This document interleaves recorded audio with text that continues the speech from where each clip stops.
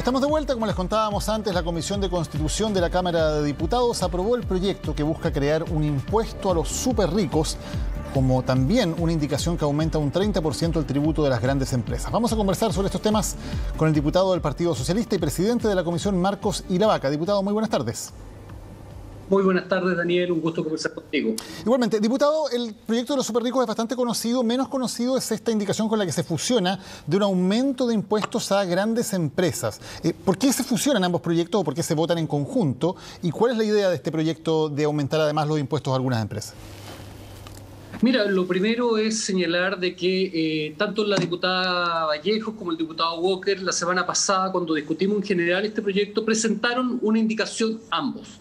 Y trabajamos en conjunto para poder presentar una indicación única y donde se fusionaron ambas ideas, porque eran absolutamente compatibles. Una, que es una aplicación de un impuesto del 2.5% al stock, al patrimonio neto, y establecimos la modalidad tal cual nos sugirió el Servicio de Impuestos Internos de poder calcular este patrimonio neto, y otro impuesto, a su vez paralelo, que aumenta el impuesto en el flujo, es decir, todas aquellas empresas que tengan venta arriba de 1 millón de UF, se les va a aplicar no un 27.5%, sino que se le va a aplicar un 30% de impuesto a estos flujos.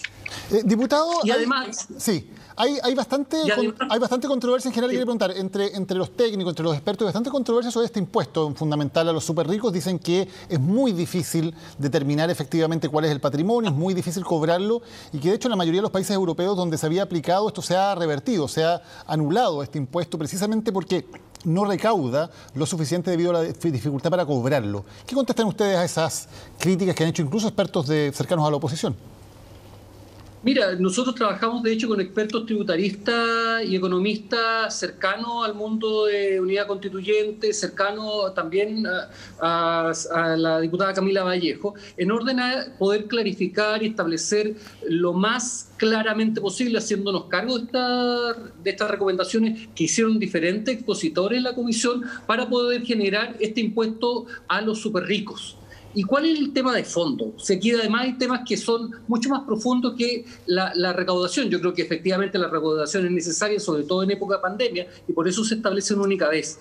Lo que sucede es que hoy día es tal el nivel de desigualdad, es tal la crisis económica que estamos viviendo, que necesitamos generar más recursos para generar una agenda económica que vaya efectivamente buscando la universalidad de apoyos para la gente que lo está pasando mal.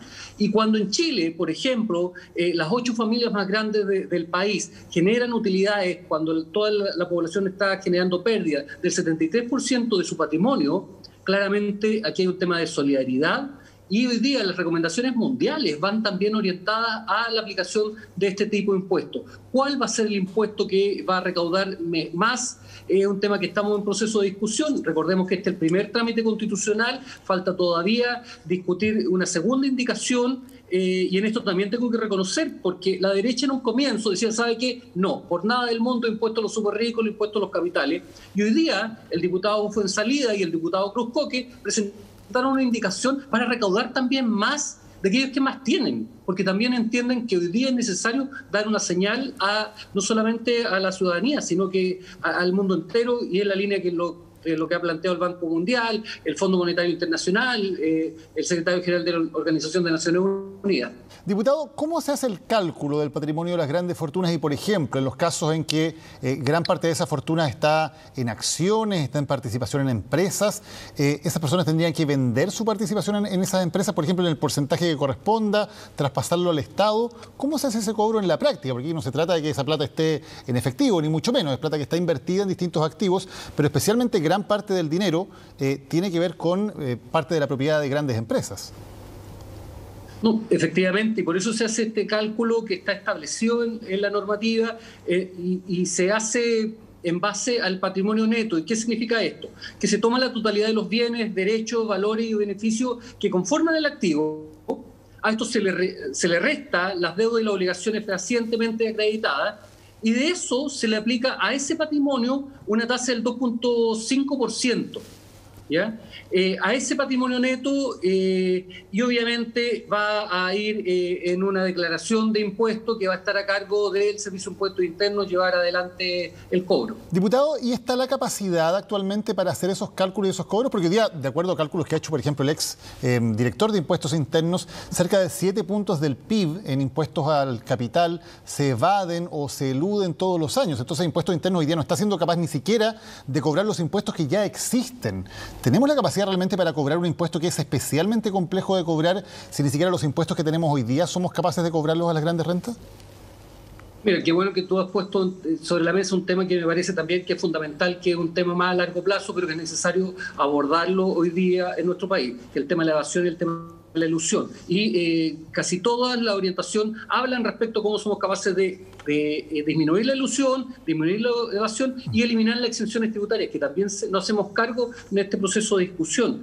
Y allí el fisco hoy día, el Servicio de Impuestos Internos en particular, tiene la categorización de las capitales en nuestro país y nos entregó una información súper importante. Dijo, ¿sabe qué? Nosotros tenemos un registro, que es el registro de la nómina de personas con mayor patrimonio en el país, que son 1.409 personas. Y ese es un dato que tiene hoy día el Servicio de Impuestos Internos, tiene una atención especial, un departamento especial que atiende a esta nómina de personas de grandes patrimonios. Por lo tanto, es algo que no es tan complejo y esperamos en realidad que avance, porque también queremos que en la discusión legislativa se mejore el proyecto y esperamos que en definitiva recaude lo que los diputados mocionantes han planteado que se puede recaudar. Diputado, ¿y está el cálculo de cuántas personas se verían afectadas por este impuesto? Usted nos dice que hay 1.409 que están en una nómina especial de impuestos internos. ¿Es más o menos esa la cifra de las personas que estarían afectadas a este impuesto o es distinta? De acuerdo al antecedente que tengo, esta es la nómina que tiene hoy día el Servicio de Impuestos Internos.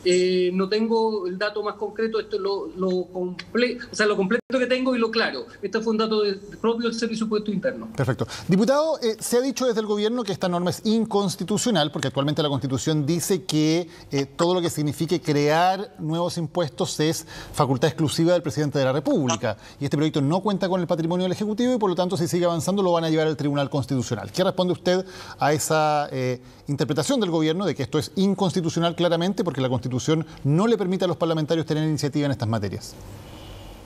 Mira, el gobierno ya nos tiene acostumbrado permanentemente que en materias donde a ellos no les gusta, nos acusan de inconstitucional y nos acusan que nos van a llevar al Tribunal Constitucional.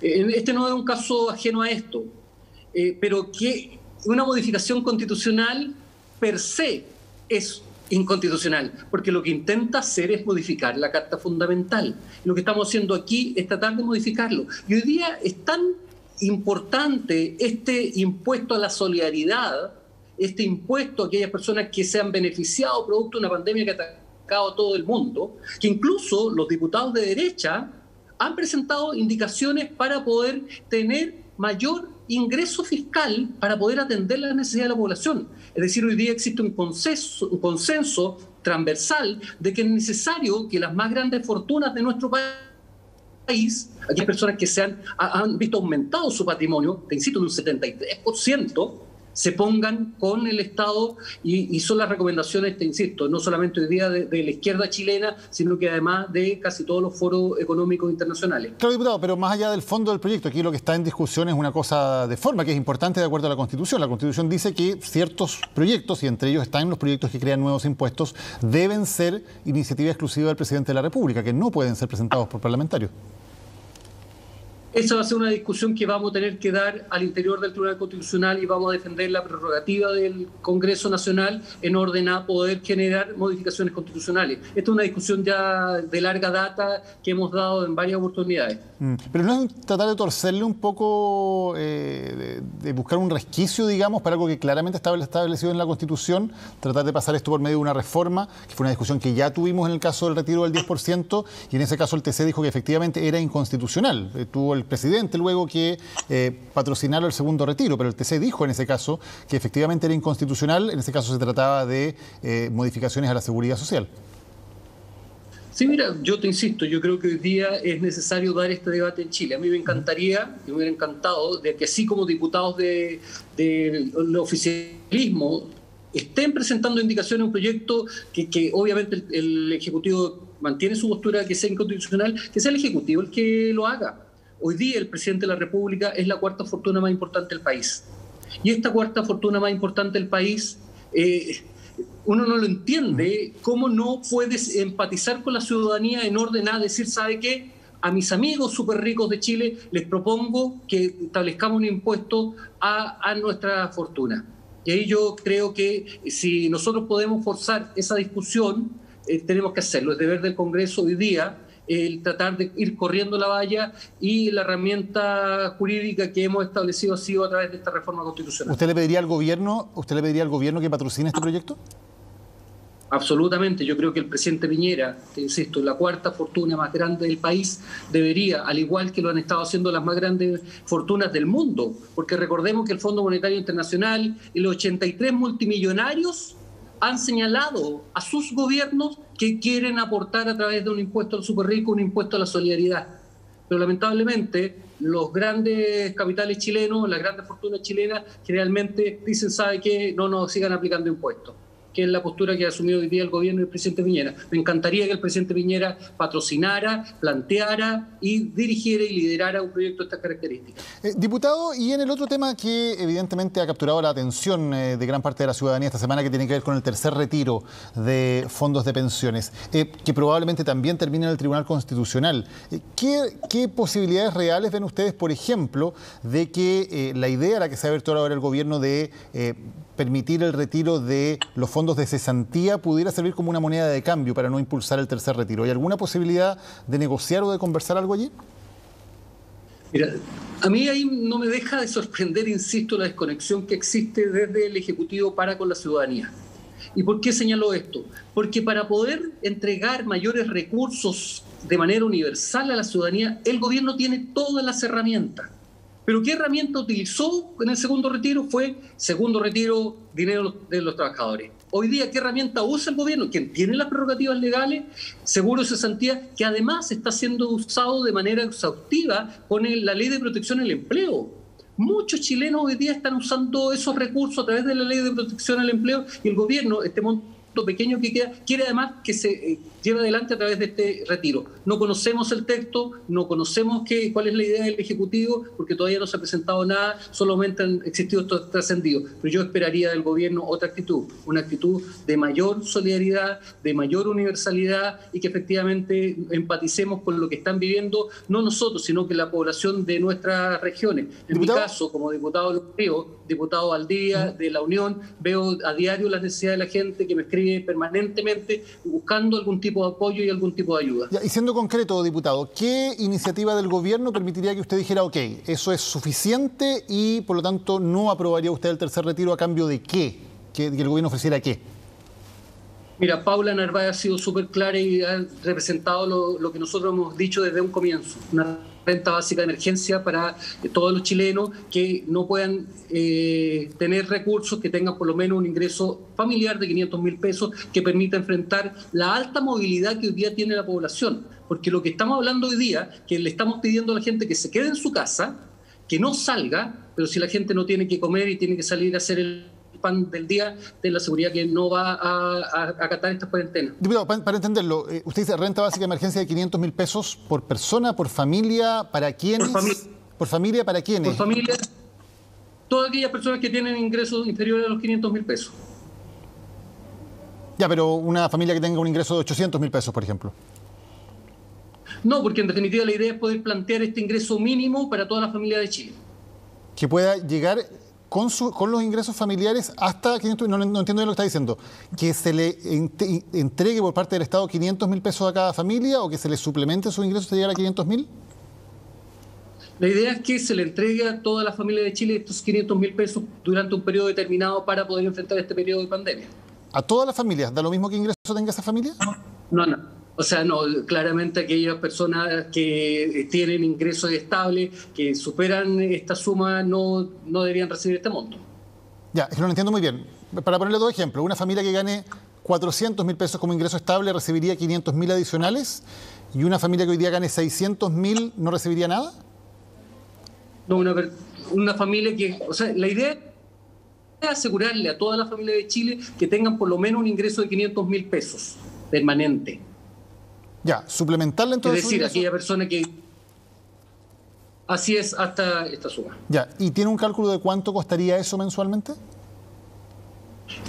De acuerdo a los antecedentes que hemos conversado con algunos especialistas, se calculaba en una suma cercana a los 6.000 millones de dólares, que es los antecedentes que me han entregado por lo menos. ¿Eso por cuánto? ¿6.000 millones de dólares para esta red? Por un periodo de 4 o 5 meses. Por un periodo de 4 o 5 meses. ¿Un poco más de 1.000 millones de dólares al mes entonces? Más o menos, sí. Perfecto. Diputado, finalmente, usted dice, con esa renta básica de emergencia, ustedes estarían dispuestos eventualmente a no aprobar el tercer retiro.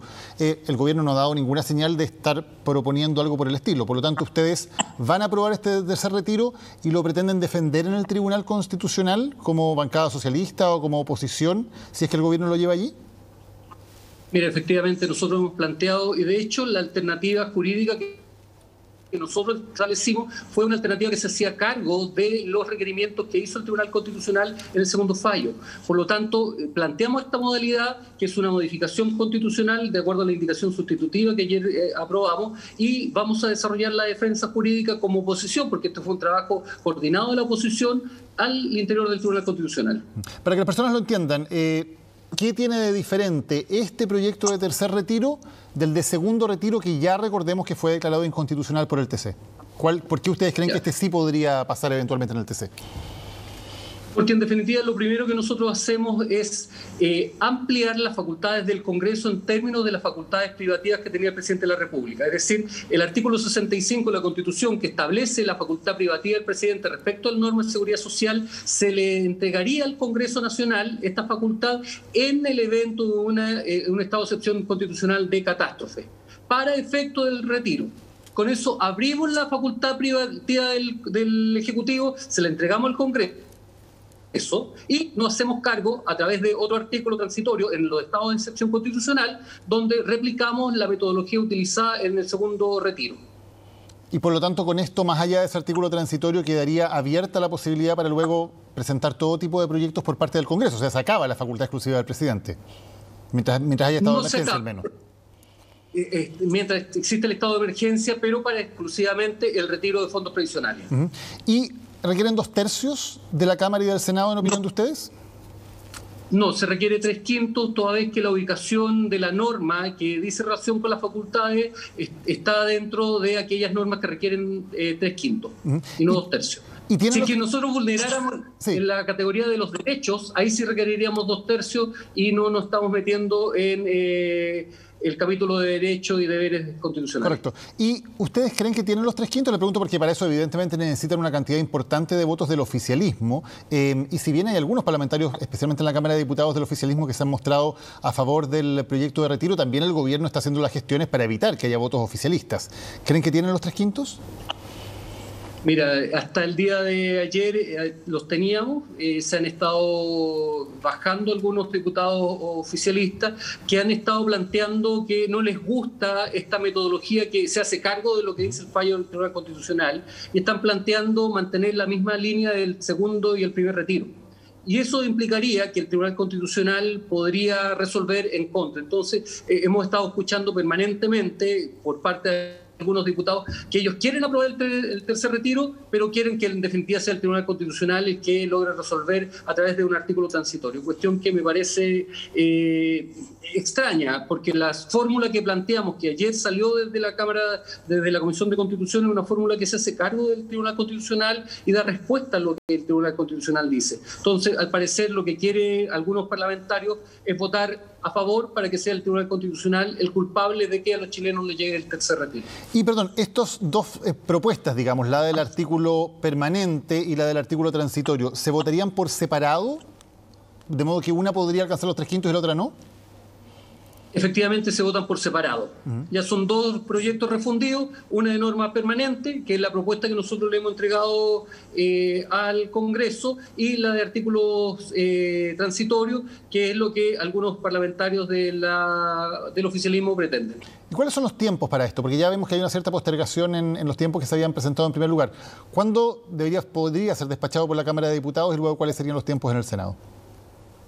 Mira, nosotros hubiéramos esperado y nos hubiera encantado de que hoy día hubiera partido el proceso de discusión. Lamentablemente hoy día no sucedió, se extendió en demasía el proyecto de eutanasia. Al parecer lo que buscaba el oficialismo era extender y por lo tanto le pidieron a todos sus diputados que se inscribieran en las intervenciones. No se logró poner la clausura al debate. Mañana se continúa con eutanasia y el buen morir y partiría la discusión mañana. Como no existió tampoco acuerdo unánime de los comités para poder continuar con la discusión hasta total despacho, lo más seguro es que la discusión recién se zanje el día martes de la próxima semana.